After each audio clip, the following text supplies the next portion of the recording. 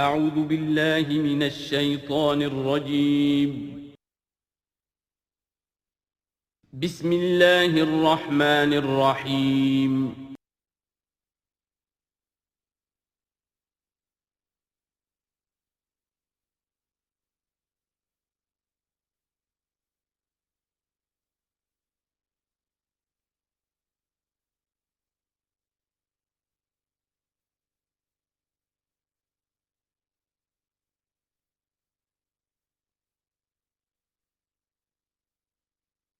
الحمدللہ وکفا والصلاة والسلام علی عبادہ الذین اصطفیٰ خصوصاً علی افضلہم وخاتم النبیین محمد الامین وعلی آلہ وصحبہ اجمعین اما بعد فقد قال اللہ تبارک وتعالی کما ورد فی سورۃ ہود اعوذ باللہ من الشیطان الرجیم بسم اللہ الرحمن الرحیم وَيَا قَوْمِ لَا يَجْرِمَنَّكُمْ شِقَاقِي أَن يُصِيبَكُمْ مِثْلُ مَا أَصَابَ قَوْمَ نُوحٍ أَوْ قَوْمَ هُودٍ أَوْ قَوْمَ صَالِحٍ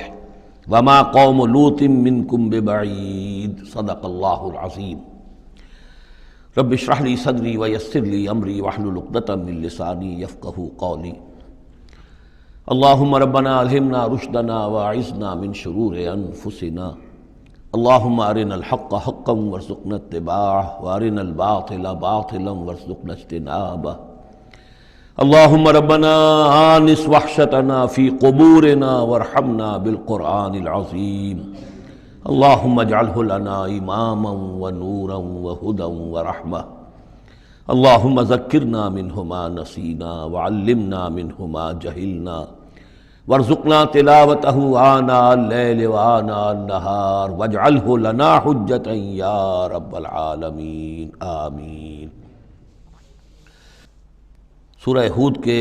8ویں رکوع میں جو مضمون چل رہا تھا، حضرت شعیب علیہ السلام اور ان کی قوم کے مابین جو رد و قدح کی تفصیل بیان ہو رہی تھی، اس میں ایک اہم نقطہ آیا ہے وَيَا قَوْمِ لَا يَجْرِمَنَّكُمْ شِقَاقِي، اور دیکھو اے میری قوم کے لوگو، تمہیں میری دشمنی، میرا ذاتی بغض اس بات پر آمادہ نہ کر دے کہ تمہارا وہ انجام ہو جائے ان یصیبکم مثل ما اصاب قوم نوح، کہ تم پر بھی وہی عذاب آئے اللہ کا جیسا کہ آیا تھا قوم نوح پر، او قوم ہود، او قوم ہود، یا جو آیا تھا قوم ہود پر، او قوم صالح، یا جو آیا تھا قوم صالح پر، وما قوم لوط منکم ببعید، اور قوم لوط تو تم سے زیادہ دور بھی نہیں۔ یہ چار جو ہیں قوموں کے اوپر عذاب آ چکا تھا حضرت شعیب علیہ السلام کی قوم پر عذاب آنے سے پہلے، حضرت نوح، حضرت ہود، حضرت صالح، اور جہاں جن شہروں تک حضرت لوط علیہ السلام بھیجے گئے، یعنی صدوم اور عامورہ کی بستیاں۔ اور یہ جو بستیاں تھیں دونوں جن پر عذاب آیا ہے، بعید ہونے کا معاملہ ان کا دونوں اعتبار سے ہے، زمانی اعتبار سے بھی، مکانی اعتبار سے بھی۔ جغرافیے میں بھی ہم نے دیکھ لیا کہ خلیج عقبہ کے مشرقی ساحل کے ساتھ جو ہے علاقہ جو ہے یہ تھا کہ جو اصحاب مدین کا ہے، جن میں شعیب بھیجے گئے، ان سے ذرا ہٹ کر مشرق میں جو ہے بحیرہ بردار ہے، اور بحیرہ بردار کے ساحل کے اوپر یہ شہر آباد تھے۔ تو جغرافیائی اور زمینی اعتبار سے بھی فاصلہ نہیں ہے، زمانی اعتبار سے بھی زیادہ فصل نہیں ہے۔ اور اگرچہ بعض لوگوں کا خیال یہ ہے کہ حضرت موسیٰ علیہ السلام جب مدین گئے تھے، مصر سے اپنی جان بچا کر نکلے تھے، تو پھر وہاں جس شیخ کے پاس وہ رہے ہیں اور جس کی بیٹی سے پھر انہوں نے شادی کی ہے، اس کے بارے میں لوگوں نے یہ خیال ظاہر کیا کہ وہ حضرت شعیب تھے۔ مجھے اس سے سختی سے اختلاف ہے، اور مجھے ان لوگوں کی رائے سے اتفاق ہے جو سمجھتے ہیں کہ یہ ممکن ہی نہیں ہے۔ حضرت شعیب کی قوم کے اوپر جو عذاب آ چکا تھا، اس کے بعد جو لوگ بچے کھچے وہاں آباد تھے، ان میں کوئی نیک آدمی تھا کہ جس کے پاس حضرت موسیٰ علیہ السلام کا جانا ہوا ہے۔ لیکن یہ کہ بہرحال اتنا فصل کوئی ہزاروں برس کا نہیں ہے ان کے مابین، سینکڑوں برس کا بھی شاید نہ ہو، قریب کا ہے معاملہ، زمانی اعتبار سے بھی اور زمینی اعتبار سے بھی۔ اب جو نقطہ اس میں اہم ہے وہ یہ ہے کہ بسا اوقات کسی شخص کو کسی داعی حق سے ذاتی پرخاش ہوتی ہے، کوئی ذاتی بغض ہے، کوئی ذاتی دشمنی ہے، کسی سبب سے ہے، اس کے نفسیاتی اسباب ہو سکتے ہیں اور بہت سے اسباب ہو سکتے ہیں، اور صرف ایک ذاتی پرخاش کی وجہ سے وہ اس کی دعوت کو رد کرتا ہے، اس کی مخالفت پر کمر بستہ ہو جاتا ہے، اس کی دشمنی اختیار کرتا ہے۔ نتیجہ کیا ہے؟ اس کا کچھ نہیں بگاڑتا، اپنے آپ کو برباد کر لیتا ہے، اپنی تباہی کو دعوت دیتا ہے۔ تو اے میری قوم کے لوگوں، میری زدم زدہ میں تم کہیں اس انجام سے دو چار نہ ہو جانا، ایسا نہ ہو کہ میرا بغض اور میری عداوت جو ہے وَيَا قَوْمِ لَا يَجْرِمَنَّكُمْ شِقَاقِي أَن يُصِيبَكُم مِّثْلُ مَا أَصَابَ قَوْمَ نُوحٍ أَوْ قَوْمَ هُودٍ أَوْ قَوْمَ صَالِحٍ وَمَا قَوْمُ لُوطٍ مِّنكُم بِبَعِيدٍ وَاسْتَغْفِرُوا رَبَّكُمْ، اور دیکھو استغفار کرو اپنے رب سے، ثم توبوا الیہ، پھر اس کی طرف رجوع کرو، اس کی طرف آگے بڑھو، اس کی اطاعت کرو، اس کی فرما برداری کرو۔ ان ربی رحیم ودود، یقیناً میرا رب رحیم بھی ہے، ودود بھی ہے، محبت فرمانے والا ہے۔ قالوا یا شعیب ما نفقہ کثیرا مما تقول، انہوں نے کہا کہ اے شعیب تم جو کچھ کہتے ہو اس کی اکثر بات تو ہماری سمجھ میں نہیں آتی، کیا کہہ رہے ہو تم؟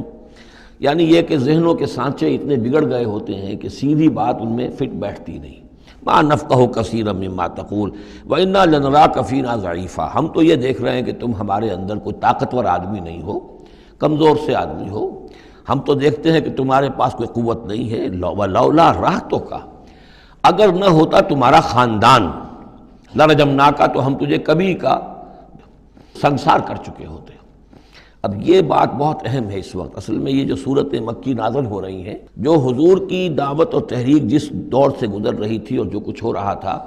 وہ اس کا ایک عکس سابقہ انبیاء اور رسل کے حالات میں بھی جو ہے تو وہ اسی دور کی مناسبت سے وہی باتیں نمایاں کی جاتی ہیں۔ یعنی جو تکرار ہوئی ہے ان رسولوں کے حالات کی، وہ تکرار محض نہیں ہے، بلکہ ہر جگہ پر جس دور میں وہ صورت نازل ہو رہی ہے جن میں ان کا تذکرہ ہو رہا ہے، اس دور میں جو خاص مسائل ہیں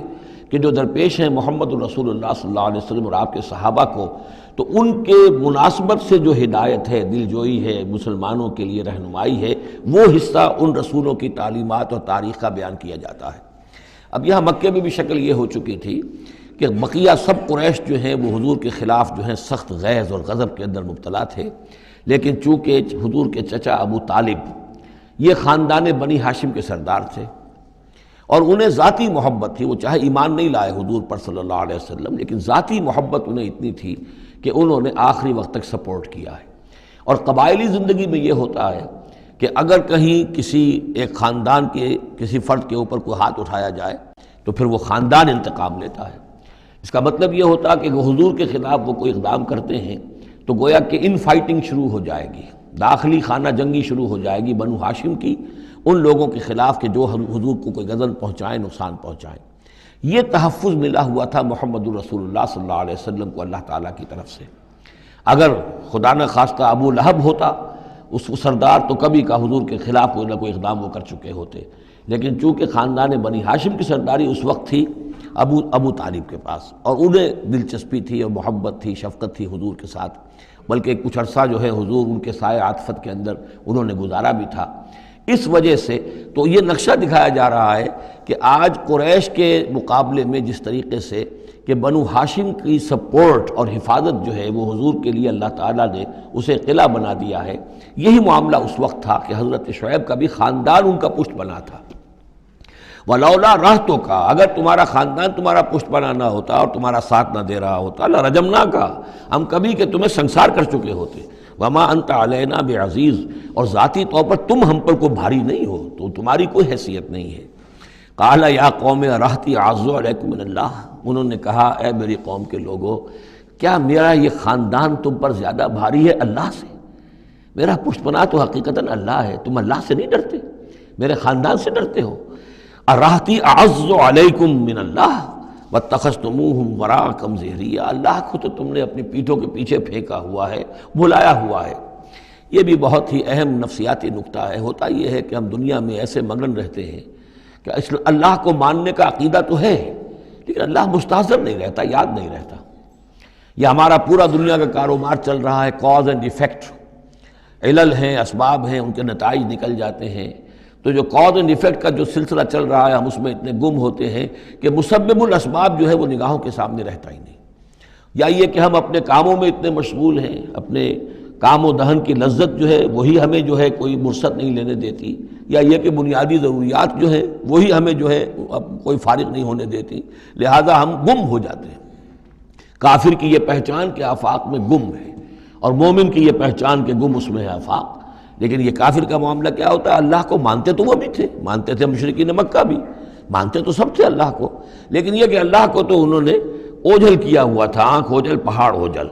تم اللہ سے نہیں ڈرتے، میرے خاندان سے ڈرتے ہو. وَاتَّخَذْتُمُوهُ وَرَاءَكُمْ ظِهْرِيًّا، اللہ کو تو تم نے اپنی پیٹھوں کے پیچھے پھینکا ہوا ہے،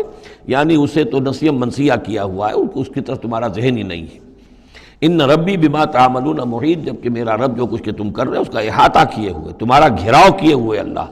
تم اس کی گرفت سے نکل کر نہیں جا سکتے. وَيَا قَوْمِ اعْمَلُوا عَلَىٰ مَكَانَتِكُمْ إِنِّي عَامِلٌ، اور اے میری قوم کے لوگوں، کرو جو کچھ کر سکتے ہو اپنی جگہ پر، میرے خلاف جو کر سکتے ہو، جو ریشہ دوانیاں کر سکتے ہو، جو اقدام کر سکتے ہو. یہ چیلنجنگ انداز جو ہے ان آخری صورتوں میں آپ کو نظر آ رہا ہے، سورہ نام سے چلا آ رہا ہے، اس لیے کہ وہ کشاکش جو تھی حق و باطل کی وہ اس انتہا کو پہنچ چکی تھی کہ اب حضور صلی اللہ علیہ وسلم کی طبیعت کے اندر بھی وہ بیزاری پیدا ہو چکی تھی. اب جو کچھ تم کر سکتے ہو کر لو. انی عامل، اپنا سا جو میں کر سکتا ہوں میں کر رہا ہوں، جو کوشش مجھ سے بن آ رہی ہے میں کر رہا ہوں. سوف تعلمون، ان قریب تم جان لو گے، من یاتی ہے عذاب یخزیہ ہے، کون ہے وہ جس پر وہ عذاب آئے گا جو اسے رسوا کر دے گا. ومن ہوا کاذب، اور کون ہے وہ جو جھوٹا ہے، میں جھوٹا ہوں یا تم جھوٹے ہو. وارتقبوا انی معکم رقیب، تاکتے رہو، انتظار کرو، میں بھی تمہارے ساتھ اب تاک رہا ہوں، منتظر ہوں. ولما جاء امرنا، جب ہمارا حکم آ گیا، نجینا شعیبا، ہم نے نجات دے دی شعیب کو، والذین آمنوا معہ، اور ان کو کہ جو اس کے ساتھ ایمان لائے تھے، برحمت منا، اپنی جانب سے رحمت کے ذریعے. واخذت الذین ظلموا الصیحۃ، اور جو یہ ظالم تھے، گناہ گار تھے، مشرک تھے اور کافر تھے، انہیں آ پکڑا ایک بہت بڑی کڑک نے. فاصبحوا فی دیارہم جاثمین، تو وہ اپنے اپنے گھروں میں اور اپنے ولاز میں اور اپنی کوٹھیوں میں، اپنی حویلیوں میں اوندھے پڑے رہ گئے. کأن لم یغنوا فیہا، ایسے ہو گئے جیسے وہ کہیں آباد تھے ہی نہیں. الا بعدا لمدین، آگاہ ہو جاؤ، پھٹکار ہے مدین پر. کما بعدت ثمود، جیسے کہ ثمود پر پھٹکار ہوئی. وَلَقَدْ أَرْسَلْنَا مُوسَىٰ بِآيَاتِنَا، میں نے عرض کیا تھا کہ اس سورہ مبارکہ میں حضرت موسیٰ کا بس ذکر آئے گا تھوڑا سا جو آ رہا ہے اب، ورنہ یہ 6 رکوع ختم ہوئے انبیاء و رسل کے. ان میں سے 2 رکوع جو تھے وہ حضرت نوح علیہ السلام کے حالات پر مشتمل تھے، اور باقی سب کے لیے ایک رکوع آیا ہے. وَلَقَدْ أَرْسَلْنَا مُوسَىٰ بِآيَاتِنَا وَسُلْطَانٍ مُّبِينٍ إِلَىٰ فِرْعَوْنَ وَمَلَئِهِ، اور ہم نے بھیجا موسیٰ کو اپنی آیات کے ساتھ اور واضح سند دے کر فرعون اور اس کے سرداروں کے پاس. فَاتَّبَعُوا أَمْرَ فِرْعَوْنَ، لیکن ان بدبختوں نے فرعون ہی کی پیروی کی، اسی کے حکم کو مانا، اسی کی بات پر چلے. وما امر فرعون برشید، حالانکہ وہ فرعون کا معاملہ جو ہے وہ کوئی کامیابی والی راہ نہیں تھی، ہدایت والی راہ نہیں تھی. یقدم قومہ یوم القیامہ، اب قیامت کے دن وہ آئے گا آگے آگے چلتا ہوا، اپنی قوم کی قیادت کرتے ہوئے آئے گا، آگے آگے آئے گا. یوم القیامت، پیچھے پیچھے اس کی قوم آ رہی ہوگی. فَأَوْرَدَهُمُ النَّارَ، اور پھر وہ لا کر آگ کے گھاٹ پر انہیں اتار دے گا، جہنم تک پہنچا دے گا. وَبِئْسَ الْوِرْدُ الْمَوْرُودُ، اور وہ بہت ہی برا گھاٹ ہے جس پر اترا جائے. جیسے کوئی پانی پینے کے لیے جانور آتے ہیں، ان کا کوئی سردار جو ہے وہ آگے آگے آ رہا ہو، سب گھاٹ پر وہ اپنے پھر پورے قافلے کو لے آتا ہے، اسی طریقے سے یہ جہنم کے گھاٹ پر، اس آگ کے گھاٹ پر لا اتارے گا فرعون اپنی قوم کو. وَأُتْبِعُوا فِي هَٰذِهِ لَعْنَةً، اور اس دنیا میں بھی ان پر لعنت جو ہے ان کے پیچھے لگا دی گئی. وَيَوْمَ الْقِيَامَةِ، اور قیامت کے دن بھی. بِئْسَ الرِّفْدُ الْمَرْفُودُ، برا ہے وہ انعام جو ان کو ملنے والا ہے. ذَلِكَ مِنْ أَنبَاءِ الْقُرَىٰ، یہ ہیں ان بڑی بڑی بستیوں اور بڑے ملکوں کے اہم خبریں. نَقُصُّهَا عَلَيْكَ، جو کہ ہم آپ کو سنا رہے ہیں، بیان کر رہے ہیں آپ پر. منہا قائم و حسید، ان میں سے ایسی بھی ہیں جو ابھی قائم ہیں، موجود ہیں، اور ایسی بھی ہیں کہ جو بالکل ختم ہو گئی، معدوم ہو گئی. حسید کا لفظ اصل میں آتا ہے کھیتی کے لیے، جب کہ فصل کاٹ دی جائے. فصل کٹ گئی ہو تو جو منظر نظر آتا ہے وہاں پر جو ویرانی ہوتی ہے. تو بعض مقامات تو ایسے ہیں جہاں یہ قومیں آباد تھیں تو اب ان کا نام و نشان تک نہیں رہا، جیسے کہ قوم عاد کہاں تھی، اب ان کا نام و نشان نہیں. اگرچہ ابھی حال ہی میں سیٹلائٹ کے ذریعے سے ان کا جو شہر ہے اور شداد کی جو جنت تھی اس کے آثار مل گئے ہیں، لیکن یہ کہ وہ زیر زمین ہے، سطح زمین کے اوپر ان کا کوئی نام و نشان نہیں. لیکن یہ کہ جیسے سمود کے مسکن جو ہے وہ بھی موجود ہیں. منہا قائم و حسید.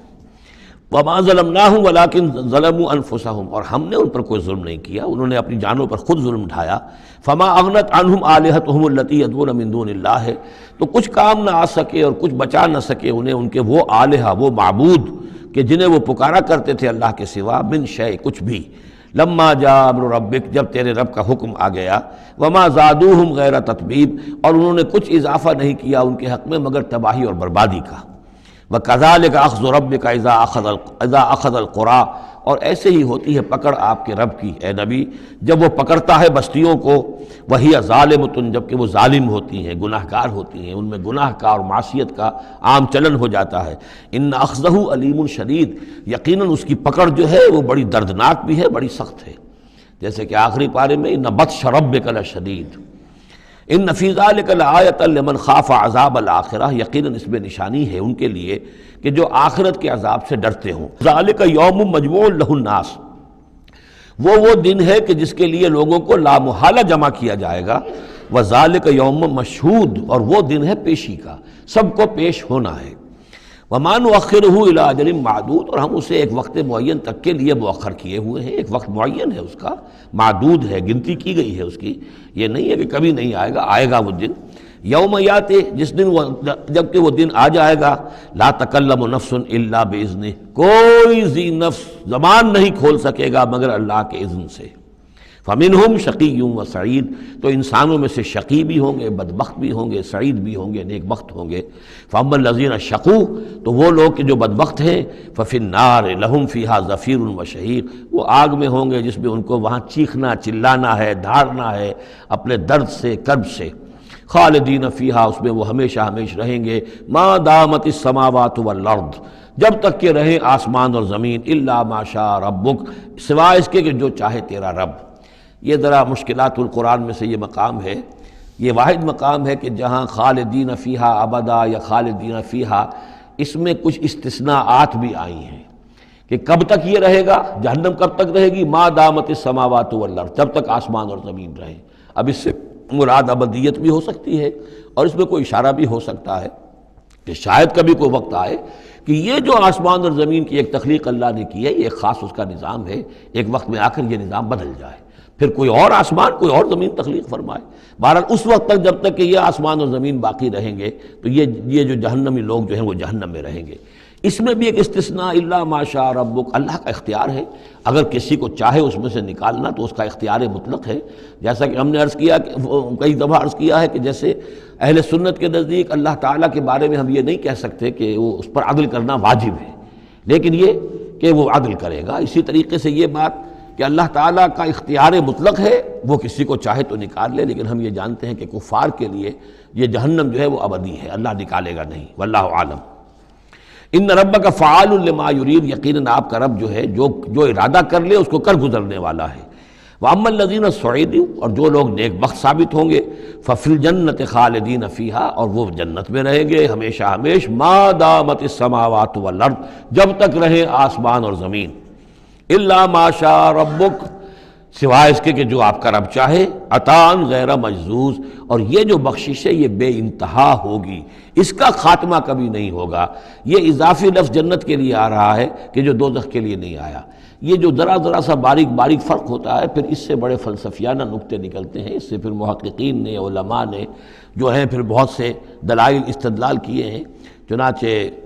حافظ ابن تیمیہ رحمہ اللہ اور شیخ ابن عربی دونوں کی ایک رائے ہے جو اہل سنت کا جو عام اجماعی عقیدہ ہے اس سے مختلف ہے۔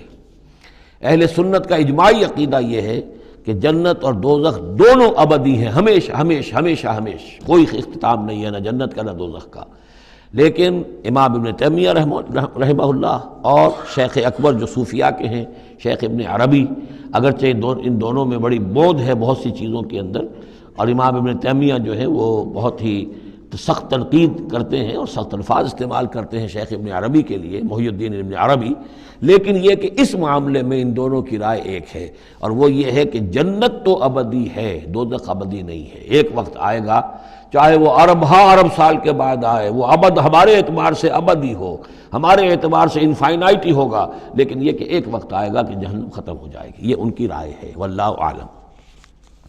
فلا تک فی مریۃ مما یعبد ہؤلاء، تو تمہیں کوئی شک نہ رہے ان چیزوں کے بارے میں جن کو یہ لوگ پوج رہے ہیں۔ ما یعبدون الا کما یعبد آباؤہم، نہیں پوج رہے یہ مگر ایسے ہی جیسے کہ ان کے آباء و اجداد پوجتے رہے ہیں من قبل، اس سے پہلے۔ وَإِنَّا لَمُوَفُّوهُمْ نَصِيبَهُمْ غَيْرَ مَنْقُوصٍ، اور ہم انہیں ان کا جو اجر اور ثواب اور ان کا بدلہ ہے، حق ہے، پورا دے دیں گے بغیر کسی کمی کے۔ وَلَقَدْ آتَيْنَا مُوسَى الْكِتَابَ فَاخْتُلِفَ فِيهِ، اور موسیٰ کو ہم نے کتاب دی تھی، پھر اس میں اختلافات پیدا کر دیے گئے۔ ولولا کلمۃ سبقت من ربک لقضی بینہم، اور اگر نہ ہو چکی ہوتی ایک بات تیرے رب کی پہلے ہی سے طے، یعنی ایک مدت اور جو ہے اللہ کی طرف سے معین ہے، تو ان کے مابین فیصلہ کر دیا جاتا۔ وَإِنَّهُمْ لَفِي شَكٍّ مِّنْهُ مُرِيبٍ، اور اب تو حقیقت میں یہ لوگ جو ہے وہ تورات اس کتاب کے بارے میں کچھ شکوک و شبہات میں مبتلا ہو گئے۔ یہ بات جو ہے سورہ شورى میں کھل کر آئے گی کہ رسولوں کو جو کتابیں دی جاتی ہیں ان کے وارث بنتی ہے پھر ان کی امت، اور جب یہ اس امت کے اندر جب زوال آتا ہے، اضمحلال آتا ہے، بے عملی آتی ہے، تو اس بے عملی کے نتیجے میں پھر ایک نتیجہ یہ نکلتا ہے کہ پھر کتاب کے بارے میں بھی یقین پورا ان کے اندر نہیں رہتا کہ یہ واقعتاً اللہ کی کتاب ہے، بلکہ اس کے بارے میں بھی ان کے اندر شکوک و شبہات پیدا ہو جاتے ہیں۔ وَإِنَّ كُلًّا لَمَّا لَيُوَفِّيَنَّهُمْ رَبُّكَ أَعْمَالَهُمْ، اور لازماً یہ جتنے بھی لوگ ہیں ان سب کو اے نبی آپ کا پروردگار ان کے اعمال کا پورا پورا اجر دے گا، بدلہ دے گا۔ إِنَّهُ بِمَا يَعْمَلُونَ خَبِيرٌ، جو کچھ یہ کر رہے ہیں وہ اس سے باخبر ہے۔ فَاسْتَقِمْ كَمَا أُمِرْتَ وَمَنْ تَابَ مَعَكَ، تو اے نبی آپ ڈٹے رہیے جیسا کہ آپ کو حکم ہوا ہے، اور جو لوگ بھی جنہوں نے توبہ کی ہے آپ کے ساتھ، یعنی توبہ کی ہے، وہ شرک سے باز آئے ہیں، کفر کو چھوڑا ہے، ایمان لائے ہیں، پلٹ آئے ہیں آپ کے ساتھ، وَلَا تَطْغَوْا، اور اب آگے نہ بڑھیے، حد سے تجاوز نہ کیجیے۔ یہ تجاوز یہ بھی ہو سکتا ہے کہ عذاب کی جلدی کریں، کہ جلدی اب اللہ تعالیٰ فیصلہ چکا دیں۔ تجاوز یہ بھی ہو سکتا ہے کہ کہیں غصے میں آ جائیں اور لوگوں کی مخالفت کے اوپر جو ہے وہ اپنا جو حلم جو ہے اس کا دامن ہاتھ سے چھوڑ بیٹھے، تو یہ مختلف چیزیں ہو سکتی ہیں۔ اِنَّهُ بِمَا تَعْمَلُونَ بَصِيرٌ، جو کچھ تم کر رہے ہیں اسے بھی اللہ دیکھ رہا ہے، جو کچھ وہ کر رہے ہیں اسے بھی دیکھ رہا ہے، اس کو ان کی سزا دے گا، تمہیں تمہارا اجر و ثواب دے گا۔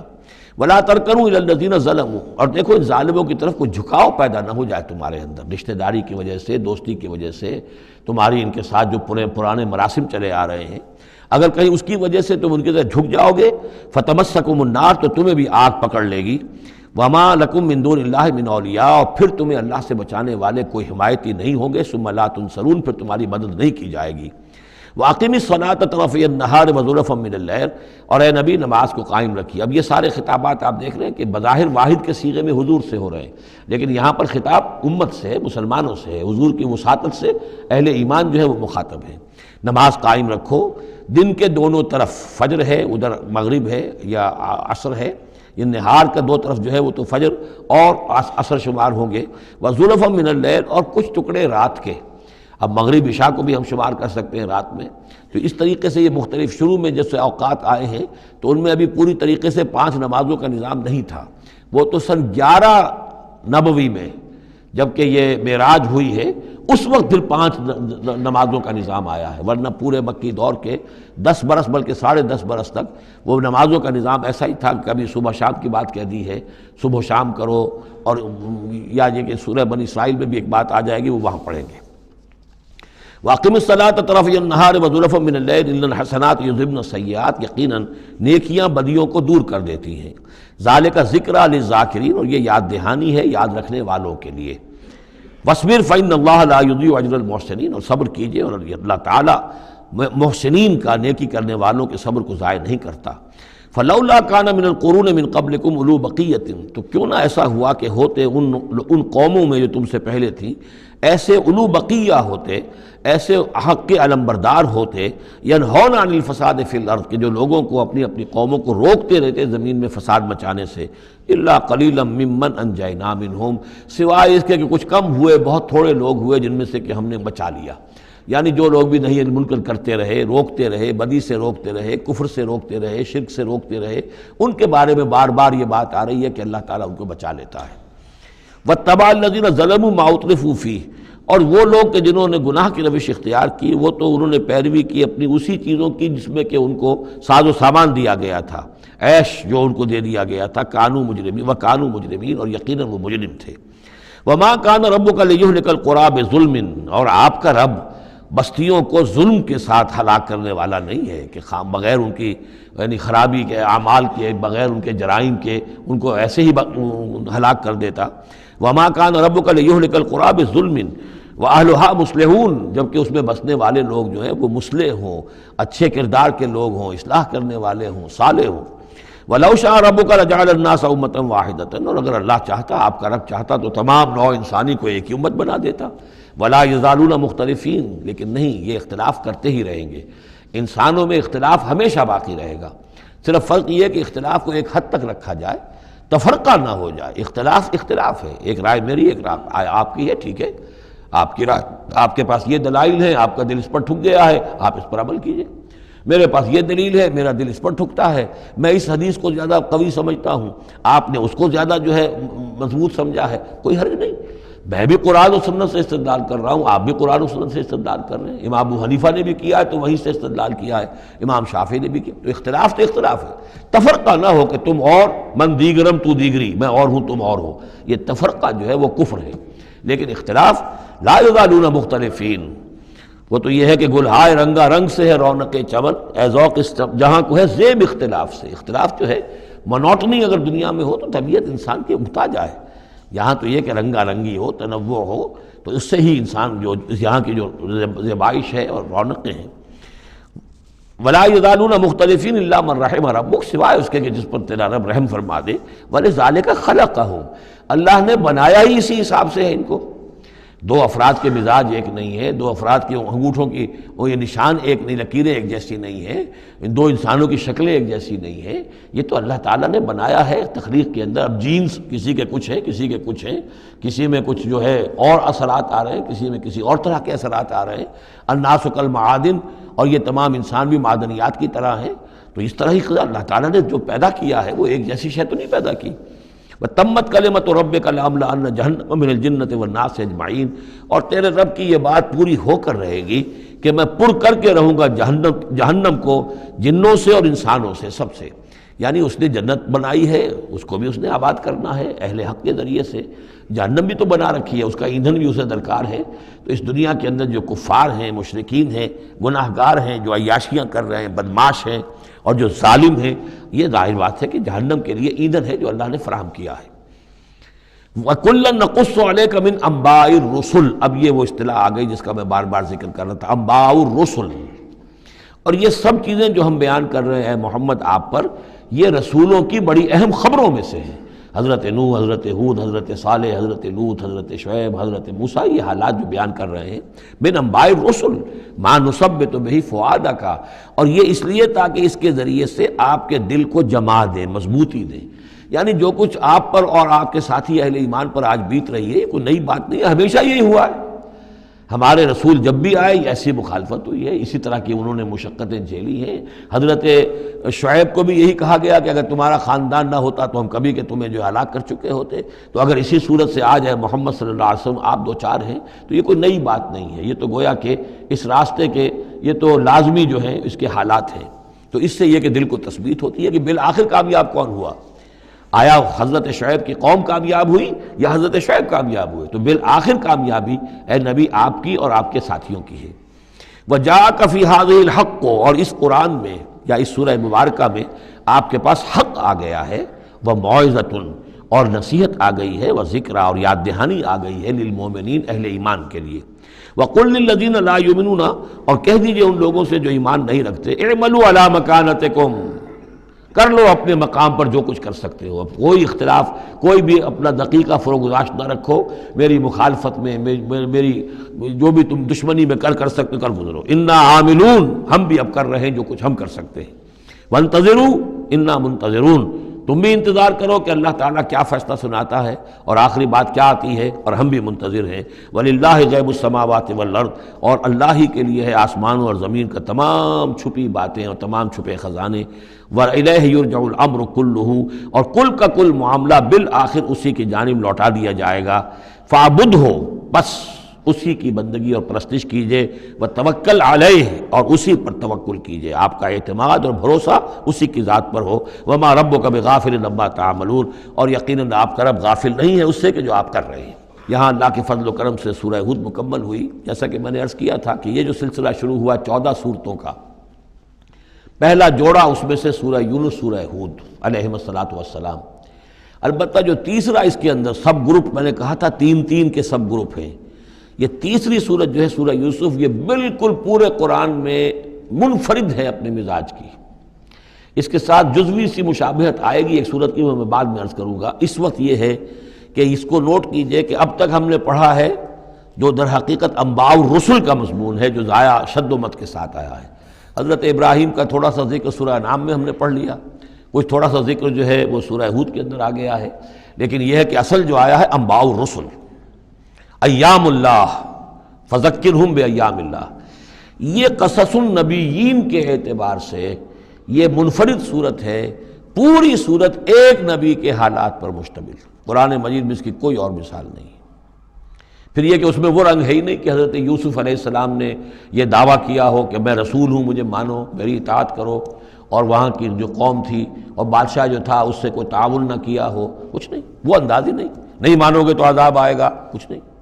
تو نبی میں اور رسول میں جو فرق ہوتا ہے وہ بھی آپ کنٹراسٹ اچھی طرح سمجھ لیجئے۔ حضرت یوسف نبی تھے، رسول نہیں تھے۔ رسول بنا کر جسے بھیج دیا جاتا تھا وہ تو پہلے کہتا تھا مجھے مانو، میری اطاعت کرو، ان اعبدوا اللہ واطیعون، اللہ کی بندگی کرو، میری اطاعت کرو، اللہ اللہ اور خیر صلی اللہ، اس کے بعد اگلی بات ہوگی۔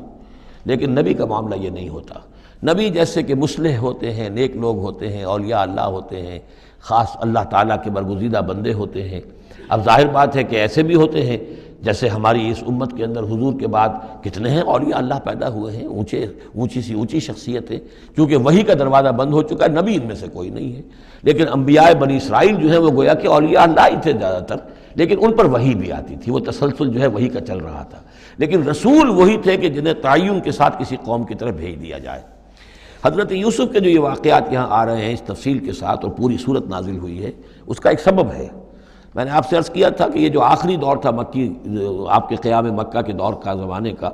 تو اس میں یہ کہ چیزیں پہنچ چکی تھی مدینے میں بھی خبریں، اور مدینے میں اہل کتاب کے یہود کے کان کھڑے ہو گئے تھے۔ اب انہیں تو امید تھی، منتظر تھے، نبوت تو آخری ظاہر ہونے والی ہے، لیکن سمجھتے تھے ہم میں سے ہوگا۔ یہاں بات بالکل جو ہے وہ تلپٹ ہو رہی ہے، لہذا وہ اب کچھ نہ کچھ شوشے چھوڑتے رہتے تھے اور انہیں کہتے تھے اپنے پیغامات کے ذریعے سے کہ اچھا تمہارے ہاں سنا کسی نے نبوت کا دعویٰ کیا ہے، اچھا تو اس سے یہ سوال پوچھو کہ یہ ابراہیم تو آباد تھے فلسطین میں، یہ جو یہودی بنی اسرائیل ہے یہ مصر میں کیسے پہنچ گئے، جو وہاں سے پھر حضرت موسیٰ ان کو نکال کر لے کر آئے، لیکن کیسے پہنچے، پہنچنے کا سبب کیا تھا، کیا ماجرا تھا؟ یہ اب تاریخ کا ایک سوال تھا جو انہوں نے کر دیا۔ اس کے جواب میں اللہ تعالیٰ نے یہ صورت نازل فرما دی اور اس قدر خوبصورت انداز میں نازل کی ہے۔ اور میں آپ کو ایک اور بات بھی بتا دوں کہ میرا قرآن مجید کے ساتھ جو معنوی تعارف ہوا ہے پہلی مرتبہ صحیح معنی میں، وہ اسی سورہ یوسف کے حوالے سے ہے، اور سورہ یوسف کی تفہیم القرآن مولانا مودودی کی۔ 1947 میں میں میٹرک کا امتحان دے چکا تھا، ہمارا رزلٹ بھی آ چکا تھا، لیکن یہ کہ اس کے بعد وہ فسادات کیا قتل عام شروع ہوا مسلمانوں کا مشرقی پنجاب میں۔ میں حصار میں تھا، تو حصار اس شہر کا نام تھا، لیکن ہم اس میں محصور بھی ہو گئے۔ تقریباً 1.5 مہینہ ہم نے مورچے بنا لیے اور اپنی حفاظت کرتے رہے۔ اس دوران میں ظاہر بات ہے کرنے کا کوئی اور کام تھا، وہ تو جو بھی مورچوں پر جن کی ڈیوٹی ہے وہ مورچوں پر کھڑے ہیں، باقی کوئی کام نہیں۔ تو میں اور میرے بڑے بھائی اس زمانے میں پھر ایک مسجد کے اندر ہم بیٹھ کر، جو چونکہ انہوں نے بھی، وہ مجھ سے تو ویسے 6 سال بڑے ہیں، انہوں نے بھی جب میٹرک کیا تھا تو عربی پڑھی تھی، اور میں نے تازہ میٹرک کیا تھا، اور میرے پاس بھی عربی کا مضمون تھا، تو پھر یہ ہم پڑھتے تھے۔ اور ترجمان القرآن جو مولانا مودودی کا رسالہ تھا، اس میں ان دنوں تفہیم القرآن میں یہ سورہ یوسف کی تفسیر شائع ہو رہی تھی، تو ان دنوں ہم مسجد میں بیٹھ کر یہ سورہ یوسف تفہیم القرآن سے، پھر چونکہ مجھے کچھ عربی آتی تھی اور تازہ تھی، اچھی تھی، تو اس میں یہ کہ ہماری گفتگو بھی ہوتی تھی، مذاکرہ کرتے تھے۔ تو اس طریقے سے جو پہلا بیرا، اس سے پہلے بھی بہرحال یہ کہ قرآن ہے، اللہ کا کلام ہے، اللہ کی کتاب ہے، ہمارا اس پر ایمان ہے، کچھ اس کو سمجھنا، کچھ پڑھنا، یہ تو تھا، لیکن جو ایک معنوی ایک ربط قائم ہوا، ذہنی رشتہ، ایک قلبی رشتہ، وہ در حقیقت سورہ یوسف اور سورہ یوسف کی بھی وہ تشریح و تعبیر کے جو مولانا مودودی نے تفہیم القرآن میں کی۔ بسم اللہ الرحمن الرحیم، الف لام را، تلک آیات الکتاب المبین، یہ ایک روشن آیات کی کتاب کی آیات ہیں۔ انا انزلناہ قرآنا عربیا، ہم نے اس کو نازل کیا ہے عربی قرآن بنا کر۔ کس کو نازل کیا ہے؟ وہ جو ام الکتاب میں ہمارے پاس ہے، وہ جو لوح محفوظ میں ہے، اس کو ہم نے اتارا ہے اب محمد پر، تو قرآن عربی بنا کر اتارا ہے۔ لعلکم تعقلون، تاکہ اے عربو، اے عرب کے رہنے والوں، اے امیین کہ جن کی طرف اولین بعثت ہمارے رسول کی ہوئی ہے، تم اچھی طرح سمجھ سکو۔ نحن نقص علیک احسن القصص، اے نبی ہم آپ پر بیان کرنے لگے ہیں بہترین بیان، یہ قصص نہیں ہے، قصص ہوتا قاف کے زیر کے ساتھ تو قصے کی جمع ہوتا کہ بہترین قصہ ہم آپ کو سنا رہے ہیں، نہیں، احسن القصص، قصص جو ہے یہ یہاں پر یہ مصدر ہے، بہترین بیان، ہم آپ کے سامنے بہترین بیان پیش کر رہے ہیں، بما اوحینا الیک ھذا القرآن، اس قرآن کے ساتھ جو ہم نے آپ کی طرف وحی کیا ہے، وَإِن كُنتَ مِن قَبْلِهِ لَمِنَ الْغَافِلِينَ، اور یقیناً آپ اس سے پہلے، اس قرآن میں اس قصے کے آنے سے پہلے، قرآن میں اس بیان کی آمد سے پہلے، وحی سے پہلے آپ یقیناً بالکل ناواقف تھے، غافل تھے، آپ کو کچھ معلوم نہیں تھا کہ یہ حضرت یوسف کیسے وہاں پہنچے اور بنی اسرائیل کیسے پہنچ گئے۔ اس قال یوسف لأبیہ، حضرت یعقوب علیہ السلام کے ایک تو بڑی بیوی تھی، ان سے 10 بیٹے تھے، بڑے تھے، جوان تھے، پھر ایک چھوٹی بیوی تھی، ان سے یہ 2 بیٹے تھے، یوسف بڑے ان میں سے اور بنیامین چھوٹے، 12 بیٹے تھے ان کے یہ۔ اس قال یوسف لأبیہ، یاد کرو جب کہ کہا تھا یوسف نے اپنے والد سے، حضرت یعقوب سے، یا ابت، ابا جان، انی رأیت 11 کوکبا، میں نے دیکھا ہے 11 ستارے، والشمس والقمر، اور سورج اور چاند، رأیتہم لی ساجدین، کہ وہ مجھے سجدہ کر رہے ہیں، میرے سامنے جو ہے سجدے میں ہیں۔ قال یا بنی لا تقصص رؤیاک علی اخوتک، حضرت یعقوب علیہ السلام نے اس بات کو سمجھ لیا کہ یہ 11 بھائی اور یہ میں ماں باپ، ہمارا کوئی خاص معاملہ ہونے والا اس بیٹے کے ساتھ، اور اللہ تعالیٰ اس بیٹے کی کوئی خاص فضیلت ظاہر کرنے والا ہے، لہذا فرمایا کہ یہ اپنا بیان لا تقصص رؤیاک علی اخوتک، اپنے بھائیوں کے سامنے بیان نہ کر دینا، فیکیدوا لک کیدا، تو وہ تمہارے خلاف کو سازش کریں گے، اس لیے کہ ان میں پھر حسد کی آگ بھڑک اٹھے گی، اور وہ سوچیں گے کہ اللہ تعالیٰ نے یہ فضیلت اگر کوئی رکھی تو ہماری بجائے وہ اس یوسف کے لیے رکھی ہے، تو اس سے کہ تمہیں کوئی غضب پہنچ جائے گا۔ ان شیطان للانسان عدو مبین، یقیناً شیطان تو انسان کا کھلا دشمن ہے ہی۔ وَكَذَلِكَ يَجْتَبِيكَ رَبُّكَ وَيُعَلِّمُكَ مِن تَأْوِيلِ الْأَحَادِيثِ، اور اسی طریقے سے تمہارا رب جو ہے تمہیں پسند کر لے گا، چن لے گا، یعنی نبوت کے لیے اب معلوم ہوتا ہے کہ میرے بیٹوں میں سے اللہ نے تمہیں چن لیا ہے، یہ معلوم ہوتا ہے۔ كَذَلِكَ يَجْتَبِيكَ رَبُّكَ،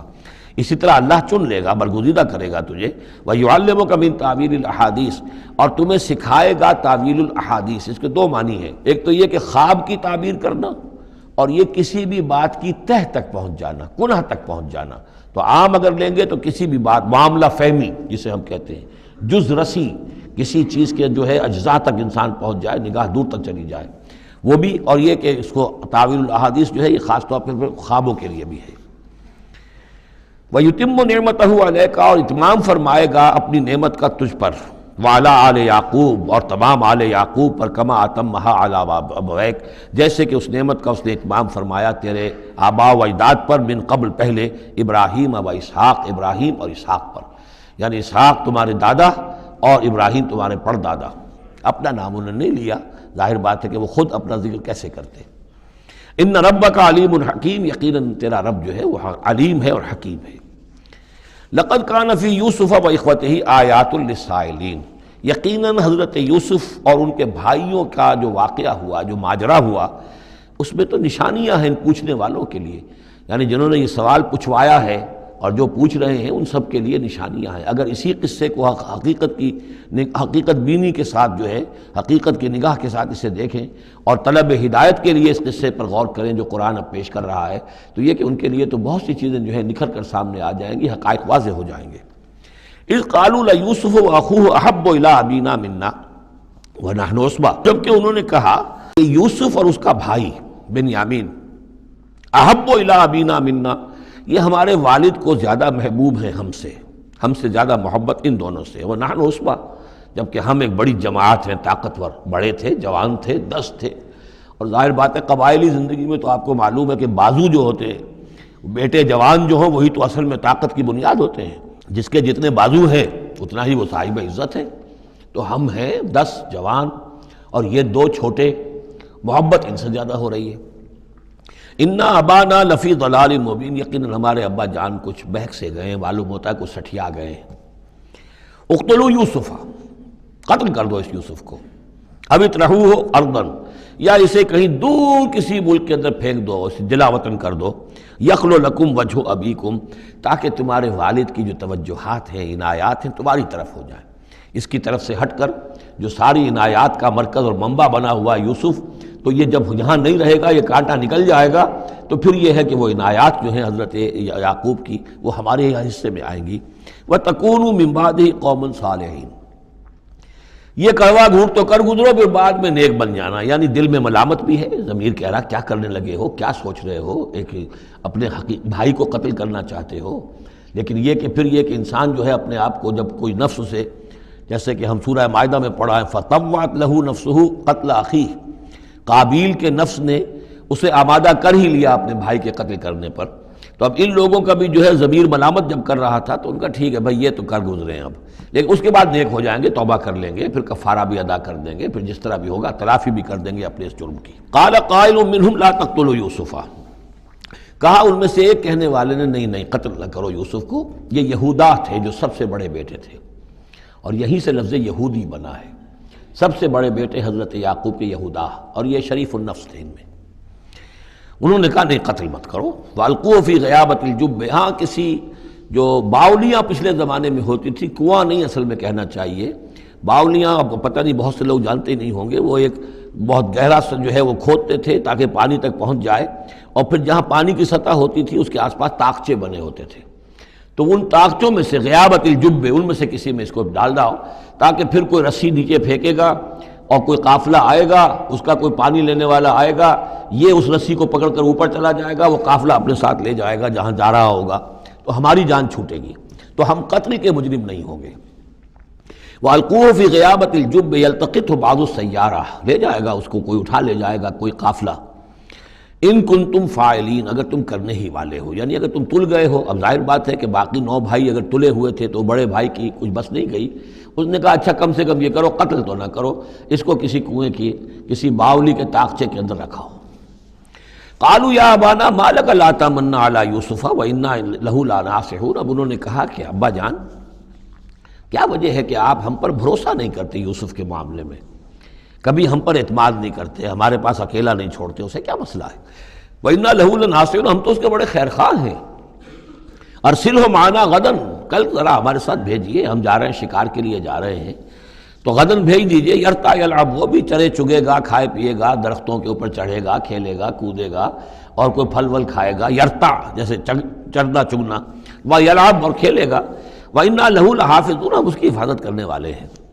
قَالَ إِنِّي لَيَحْزُنُنِي، حضرت یعقوب نے فرمایا مجھے اس کا بڑا اندیشہ ہے، تشویش ہے، ان تذهبوا به، کہ تم اسے لے جاؤ،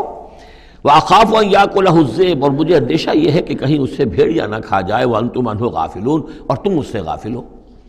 کہیں تم تو اپنے دندوں میں لگ جاؤ، منہمک ہو جاؤ، وہ کہیں اکیلا رہ جائے، کوئی بھیڑیا آ کر اسے کھا جائے۔ قَالُوا لَئِن أَكَلَهُ الذِّئْبُ وَنَحْنُ عُصْبَةٌ إِنَّا إِذًا لَخَاسِرُونَ، ابا جان کیا بات کر رہے ہیں، اگر اسے بھیڑیا کھا جائے جبکہ ہم ایک جوان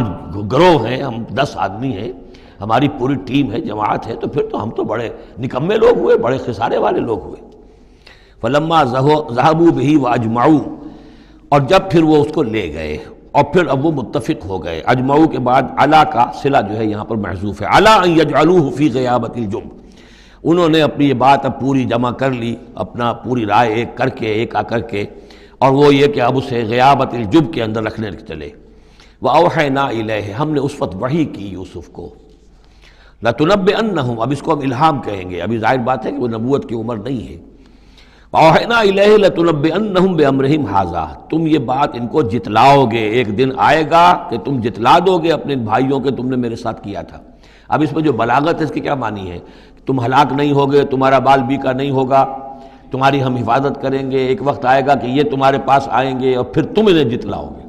تو گویا کہ پوری داستان جو ہے ایک ان کی حوصلہ افزائی کے لیے وہ سارا ایک لفظ کے اندر ہے، لَتُنَبِّئَنَّهُمْ بِأَمْرِهِمْ هَٰذَا وَهُمْ لَا يَشْعُرُونَ، اور اس وقت انہیں اندازہ بھی نہیں ہوگا کہ کون ان سے بات کر رہا ہے۔ وَجَاءُوا أَبَاهُمْ عِشَاءً يَبْكُونَ،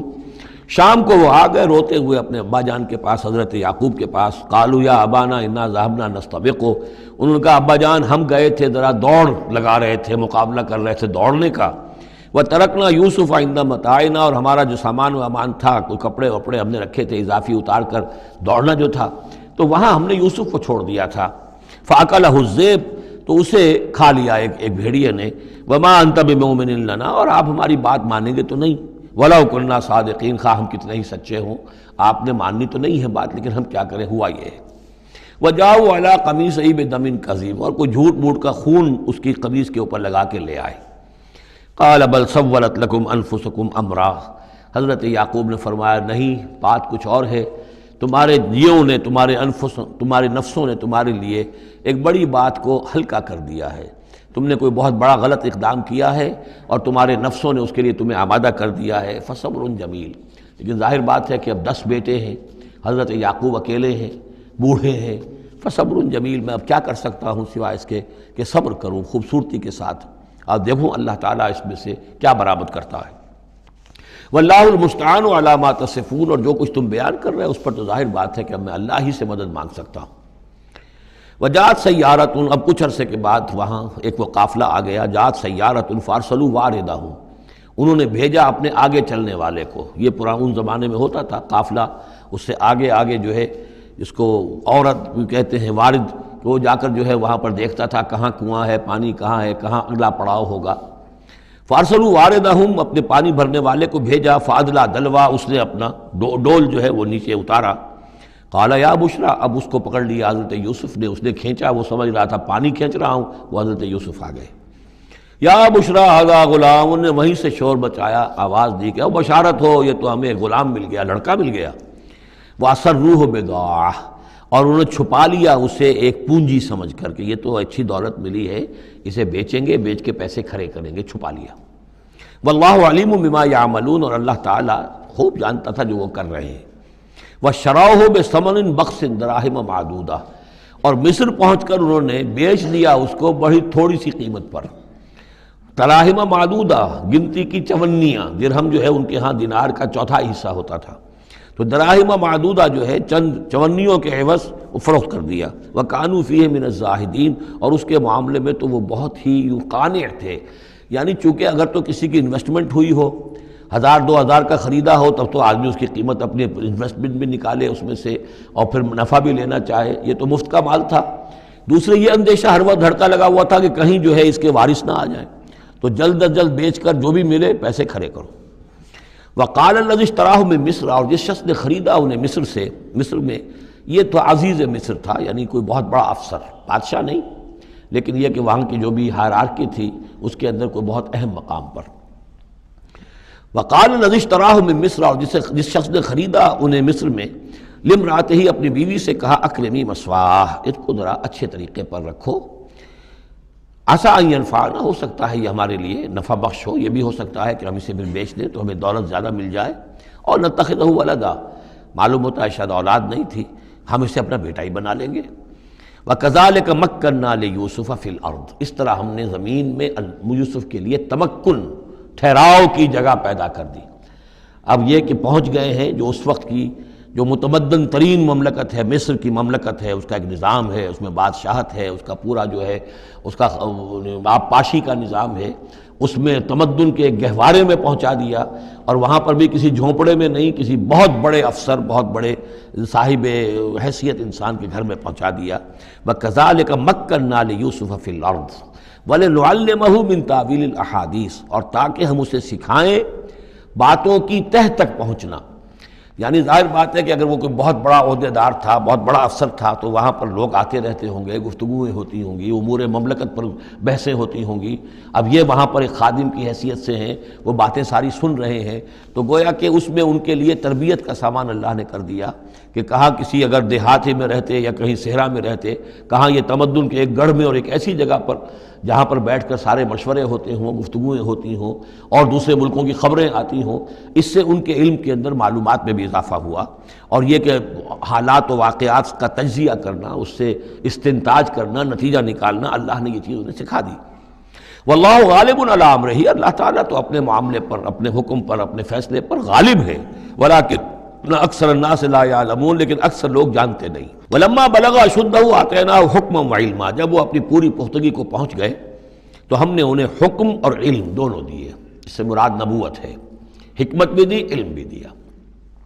وَكَذَلِكَ نَجْزِي الْمُحْسِنِينَ، اسی طریقے سے ہم محسنین کو بدلہ دیتے ہیں، اچھا بدلہ دیتے ہیں۔ وَرَاوَدَتْهُ الَّتِي هُوَ فِي بَيْتِهَا، اور پھسلانے کی کوشش کی اس عورت نے جس کے گھر میں وہ تھے، وہی عزیز مصر کی بیوی، وہ ان پر فریفتہ ہو گئی۔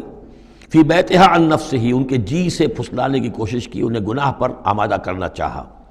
یہاں تک کہ وغلقت الابواب، ایک موقع پر اس نے دروازے بند کر دیے، وقالت حیت لک، اور بولی کہ جلدی کرو۔ قال معاذ اللہ، حضرت یوسف نے فرمایا اللہ کی پناہ طلب کرتا ہوں، انہ ربی احسن مثوایا، یہاں ربی دونوں طرف جا سکتا ہے، ایک تو اللہ کی طرف بھی، دوسرے یہ کہ میرا آقا، یہ لفظ جو ہے آقا کے لیے، بادشاہ کے لیے بھی اس صورت میں بار بار آیا ہے کہ میں خیانت کروں اپنے آقا کی، اس نے میرے ساتھ بہترین سلوک کیا ہے، اچھی طرح رکھا ہے، میں یہ بھی نہیں کر سکتا، اور یہ بھی ہو سکتا ہے اللہ نے سارا بندوبست کیا ہے، اللہ ہی نے تو سارا مکننا لیوسف، تو دونوں طرف یہ لفظ جا سکتا ہے۔ معاذ اللہ انہ ربی احسن مثوایا انہ لا یفلح الظالمون، گناہ گار اور ظالم لوگ جو ہیں فلاح نہیں پایا کرتے۔ وَلَقَدْ هَمَّتْ بِهِ وَهَمَّ بِهَا، اور وہ تو ان کی طرف لپکی، یا یوں سمجھیے کہ اس نے تو ارادہ کیا اس کا، وَهَمَّ بِهَا لَوْلَا أَن رَأَىٰ بُرْهَانَ رَبِّهِ، اور وہ بھی کرتا اگر نہ دیکھ لیتا اپنے رب کی ایک دلیل، یعنی یہ کہ یوسف جوان بھی تھے، یوسف جو ہے پھر بہرحال انسان تھے، طبع بشری کی بنیاد پر ان کے اندر بھی وہ ایک داعیہ پیدا ہو سکتا تھا، لیکن اللہ تعالیٰ کا خاص انتظام یہ ہوا کہ کوئی خاص اس وقت اللہ نے انہیں اپنی ایسی نشانی دکھائی، برہان دکھائی۔ روایات میں یہ آتا ہے کہ دیوار پر حضرت یعقوب علیہ السلام کی شکل ظاہر ہوئی اور وہ انگلی سے اشارہ کر رہے تھے کہ باز رہنا، تو یہ تورات کے اندر ہے۔ تو بہرحال قرآن مجید بھی کوئی اس کی یعنی نفی نہیں ہے اس میں، بلکہ ہو سکتا ہے الرا برہان ربہ، تو یہ اللہ کی طرف سے یہ بات دکھا دی گئی ہو، یہ کوئی انہونی بات نہیں۔ اور یہ ایک بات کو وَلَقَدْ هَمَّتْ بِهِ وَهَمَّ بِهَا، تو یہاں پہ لولا الرا برہان، وہ بھی بڑھتے ہیں، یعنی یہ کہ یہ چیزیں جو ہیں بہرحال جہاں تک فطرت انسانی کا تقاضا ہے اس میں ثابت قدم رہنا آسان کام نہیں ہے۔ كَذَلِكَ لِنَصْرِفَ عَنْهُ السُّوءَ، اور یہ اس لیے کہ ہم پھیر دیں اس سے بدی کا رخ، والفحشاء، اور بے حیائی کا، ہم نے خاص اہتمام کیا حضرت یوسف علیہ السلام کی عفت و عصمت کی حفاظت کی۔ انہ من عبادنا المخلصین، یقیناً وہ ہمارے بڑے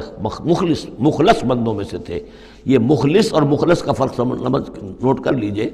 مخلص اس میں فاعل ہے، خلوص کرنے والا، اور مخلص وہ جس کو خالص کر لیا گیا ہو۔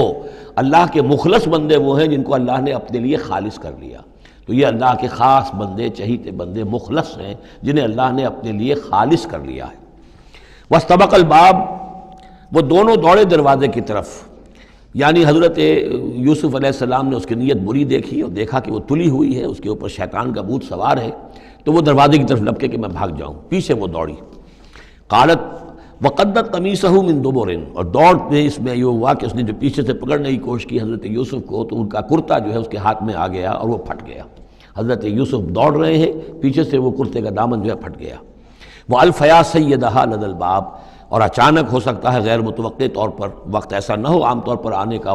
اس کا جو شوہر تھا، اس کو دونوں نے دیکھا کہ وہ دونوں دروازے کے اوپر وہ موجود ہے۔ پایا ان دونوں نے اس کے شوہر کو، اس کے سردار کو، اس کے آقا کو، اس کے شوہر کو لدى الباب، دروازے کے پاس۔ قالت ما جزاء من اراد باهلك سوءا، اب دیکھیے یہ ہے وہ کہ جو عورت کے جو چلتر جس کو کہتے ہیں مشہور، فوراً جو اس نے پیترا بدلا ہے، اس نے کہا اپنے شوہر سے مخاطب ہو کر، بڑا سوچو کیا سزا ہونی چاہیے اس شخص کی جو تمہاری بیوی کے ساتھ بدکاری کا ارادہ کرے، یعنی یہ کہ یہ جو یوسف ہے یہ مجھ پر گویا کہ مجرمانہ حملہ کرنا چاہتا تھا اور میں نے اپنے آپ کو بچایا ہے۔ قالت ما جزاء من اراد باهلك سوءا الا ان يسجن، اس کی سوا کیا سزا ہو سکتی ہے کہ اسے جیل میں ڈال دیا جائے، اور عذاب العلیم، یا اسے کوئی اور دردناک عذاب دیا جائے۔ اب ظاہر ہے اپنے دفاع کے لیے حضرت یوسف کو کچھ نہ کوئی بیان تو دینا تھا۔ قال هي راودتني عن نفسي، انہوں نے صاف بیان کر دیا کہ خود اس نے مجھے گناہ پر آمادہ کرنا چاہا تھا اور پھسلانا چاہا تھا مجھے میرے جی سے۔ وشهد شاهد من اهلها، اب یہ کہ وہاں کوئی اور تھا، کوئی شخص کہ جو تھا اس عورت، وہ زلیخا اس کا نام آتا ہے تورات میں، قرآن میں کہیں نہیں ہے، امرات العزیز تو آتا ہے، اس عزیز کی بیوی، بڑے افسر کی بیوی، لیکن یہ کہ اس کا کوئی رشتہ دار بھی وہاں آن موقع پر موجود تھا، تو اس نے قرائن کی جو گواہی ہوتی ہے، سرکمسٹانشل ایویڈنس، اس کی بات کی۔ انہوں نے کہا کہ اگر تو اس کا کرتا پھٹا ہوا ہو، شاہد شاہد من اہلہا، اس عورت کے عزیزوں رشتہ داروں میں سے گواہی دینے والے نے ایک نے گواہی دی، اگر اس کا کرتا پھٹا ہوتا سامنے سے، فصدقت، تو وہ سچی ہوتی، وہو من الکاذبین، اور یہ جھوٹا ہوتا۔ یعنی اگر کوئی مرد حملہ کر رہا ہے اور عورت اپنا تحفظ کر رہی ہے اور اس میں جو ہے کہیں کرتا پھٹتا ہے مرد کا تو وہ سامنے کا حصہ پھٹے گا۔ وَإِنْ كَانَ قَمِيصُهُ قُدَّ مِن دُبُرٍ، اور اگر اس کی قمیص ہے پھٹی ہوئی پیچھے سے، فَكَذَبَتْ، تو وہ جھوٹی ہے، وَهُوَ مِنَ الصَّادِقِينَ، اور وہ سچا ہے۔ اب یہ بھی آپ دیجئے، کریڈٹ دیجئے بہرحال کہ اس کی عورت کے رشتہ داروں میں سے کسی نے اتنی عادلانہ بات کی ہے، اتنی حکیمانہ بات بھی کی ہے، عادلانہ بھی کی ہے اور حق کی بات کی ہے، تو معلوم ہوتا ہے کہ اس معاشرے کے اندر بھی جہاں بہت سی خرابیاں بھی تھیں، آگے آ جائیں گی وہ خرابیوں کا بھی ذکر ہے، لیکن یہ کہ بہرحال کچھ نہ کچھ اچھائیاں بھی تھیں۔ فلما رأى قميصه قد من دبر، جب اس نے دیکھا کہ قمیص تو پھٹی ہوئی ہے پیچھے سے، قال انه من کیدکن، تو اس نے کہا اس عزیز مصر نے اپنی بیوی سے کہ یہ تمہاری ہی چالوں میں سے ہے، فریب میں سے ہے، ان کیدکن عظیم، تم عورتوں کی چالیں جو ہیں اور تمہارے عورتوں کے جو فریب ہیں وہ بہت بڑے ہیں۔ یوسف اعرض عن ھذا، اب اس نے کہا یوسف ٹھیک ہے اس سے درگزر کرو، عن ھذا، اعرض عن ھذا واستغفری لذنبک، اور دیکھو تم اپنی بیوی سے مخاطب کو کہا تم اپنے گناہ کا استغفار کرو، توبہ کرو، انک کنت من الخاطئین، یقیناً تو ہی تھی خطا کار۔ وقالت نسوۃ فی المدینہ، اور کہا عورتوں نے شہر کے اندر، امرأۃ العزیز ہے، یہ ہے وہ عزیز کی بیوی، تراود فتاح عن نفسہ، وہ اپنے غلام کو پھسلا رہی ہے اور اس کو چاہتی ہے اسے گناہ پر آمادہ کرنا، قد شغفہا حبا، وہ اس کی محبت میں گرفتار ہو گئی ہے۔ انا لنراہا فی ضلال مبین، ہم دیکھتے ہیں وہ تو بڑی بھٹک گئی ہے اپنے غلام کے ساتھ، یہ معاملہ، اور یہ تو بہت ہی گھٹیا بات ہے۔ فلما سمعت بمکرہن، جب اس نے امرأۃ العزیز نے سنی یہ باتیں میرے خلاف، اب یہ چرچے ہو رہے ہیں، تو اس نے چاہا کہ ان سب کا جو چونکہ اوپر کی سوسائٹی تھے وہ سارے کے سارے جو ہیں سوراخ تو سبھی کے ہاں تھے، گندگیاں ہر ایک کے ہاں تھی، لیکن یہ موقع مل گیا عورتوں کو کہنے کا، اسے معلوم تھا خود ان کے اپنے کردار کیسے کچھ ہیں، لیکن اس نے چاہا کہ اس کا بھانڈا جو ہے چوراہے کے اندر ان کے کردار کا بھی پھوڑ دیا جائے۔ ارسلت الیہن، تو ان سب کو بلوایا ایک دعوت میں، وآتت لہن متکئا، اور اہتمام کیا ایک مجلس کا، ایک ڈنر کا، اور اس میں یہ کہ سب جو متکئا جو سہارا لے کر بیٹھے ہوئے ہیں، وآتت کل واحدۃ منہن، اور ہر عورت کو اس نے ایک چھری اس کے سامنے رکھی، سکینن، ایک چھری، جب کوئی پھل وغیرہ ہوں گے اس کے ساتھ چھری بھی سب کو دی گئی ہے۔ وقالت اخرج علیہن، اور کہا کہ اے یوسف ذرا نکلو ان کے سامنے، برآمد ہو، ان کے سامنے آ جاؤ۔ فلما رأینہ، تو جب ان سب نے اس کو دیکھا، اکبرنہ، تو ششدر رہ گئیں، وقطعن ایدیہن، اور ان سب نے اپنے ہاتھ کاٹ لیے۔ اس میں ایک کا تو کسی کا غلطی سے ہاتھ کٹ گیا ہوگا، چوک گئی ہوگی، دیکھ کر ایک دم جو چونکی کہ یہ اس قدر حسین و جمیل، یہ تو انسان نہیں معلوم ہوتا یہ کون ہے، تو اس کا ہاتھ کاٹا۔ اس کی طرف حضرت یوسف متوجہ ہوئے ہوں گے، خون اس کے کچھ نہ آخر وہاں خادم کی حیثیت سے تھے کہ اس کے کوئی مرہم پٹی کریں، تو ہر ایک نے یہ چاہا کہ یہ التفات اس کا میری طرف بھی ہو، تو سب نے اپنی انگلیاں کاٹی۔ قطعنا، اب یہاں پر یہ غلطی سے بات نہیں ہو سکتی، اس لیے کہ یہ قطع یقطع تقطیعا باب تفعیل ہے، اس تفعیل کے اندر تو اہتمام اور پوری طریقے سے کوئی ارادہ کر کے کسی کام کو کیا جاتا ہے۔ اپنے ہاتھ کاٹ لیے، وَقُلْنَا حَاشَا لِلَّهِ مَا هَذَا بَشَرًا، ان کہا کہ حاشا للہ، یہ شخص یہ تو آدمی نہیں ہے، ان هَذَا إِلَّا مَلَكٌ کریم، یہ تو معلوم ہوتا ہے کہ کوئی بہت ہی بزرگ فرشتہ ہے۔ قالت فَذَلِكُنَّ الَّذِي لُمْتُنَّنِي فِيهِ، تو اس نے کہا یہ ہے وہ جس کے بارے میں تم مجھے ملامت کر رہی تھی اور مجھ پر جو ہے تم تان کر رہی تھیں۔ وَلَقَدْ رَاوَدتُّهُ عَن نَفْسِهِ، اور میں نے اسے یقیناً پھسلانا چاہا، گناہ پر آمادہ کرنا چاہا، فَاسْتَعْصَمَ، لیکن وہ جمع رہا، وہ قائم رہا، وہ مستقیم رہا، اس نے اپنے عفت اور عزت کی حفاظت کی۔ وَلَئِن لَمْ يَفْعَلْ مَا آمُرُهُ، اور اگر اس نے نہ کیا وہ جو میں اسے حکم دے رہی ہوں، لَيُسْجَنَنَّ، تو وہ لازماً قید میں پڑے گا، وَلَيَكُونَ مِنَ الصَّاغِرِينَ، اور یہ کہ بہت ہی چھوٹا ذلیل و خوار ہو کر رہے گا۔ اس سے آپ اندازہ کر لیجئے کہ اس اونچی سوسائٹی کا اخلاقی طور پر اس وقت کیا حال ہو چکا تھا، کس دھڑلے سے یہ کہہ رہی ہے، اور ان کی تمام بیگمات کا بھی جو مسئلہ تھا وہ بھی سامنے آ چکا، اور اس میں ظاہر بات ہے کہ اسی دھڑلے کے ساتھ اس کا اعلان کرنا اپنے گناہ کا، کوئی اس میں حجاب محسوس نہیں کر رہی۔ قال رب السجن احب الی مما یدعوننی الیہ، حضرت یوسف نے دعا کی، پروردگار مجھے قید زیادہ پسند ہے اس چیز سے جس کی طرف یہ مجھے بلا رہی ہیں۔ وَإِلَّا تَصْرِفْ عَنِّي كَيْدَهُنَّ،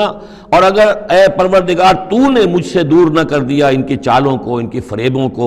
أَصْبُ إِلَيْهِنَّ، ہو سکتا ہے میں بھی ان کی طرف مائل ہو جاؤں، وَأَكُن مِّنَ الْجَاهِلِينَ، اور میں جاہلوں میں سے ہو جاؤں۔ فَاسْتَجَابَ لَهُ رَبُّهُ، تو اللہ تعالیٰ نے، اس کے رب نے اس کی دعا کو قبول کیا۔ فَصَرَفَ عَنْهُ كَيْدَهُنَّ، اور ان سب کی عورتوں کی جو چالیں تھیں ان سے ان کو بچا لیا۔ انہ هو السمیع العلیم، یقیناً وہی ہے سننے والا اور جاننے والا۔ ثم بدا لهم من بعد ما رأوا الآیات، پھر یہ بات ان پر واضح ہو گئی، منکشف ہو گئی جب یہ ساری نشانیاں دیکھ لیں۔ لَيَسْجُنُنَّهُ حَتَّىٰ حِينٍ، کہ عافیت اسی میں ہے کہ کچھ عرصے کے لیے اسے جیل میں ڈال دیا جائے۔ پبلک سیفٹی کا معاملہ یہی ہے، مصلحت عامہ کا تقاضا یہی ہے۔ ہم اپنی عورتوں کو تو سنبھال کے نہیں رکھ سکتے، لیکن پبلک سیفٹی کے لیے اس کو جیل میں ڈال دینا چاہیے۔ بارک اللہ لی ولکم فی القرآن العظیم ونفعنی وإیاکم بالآیات والذکر الحکیم۔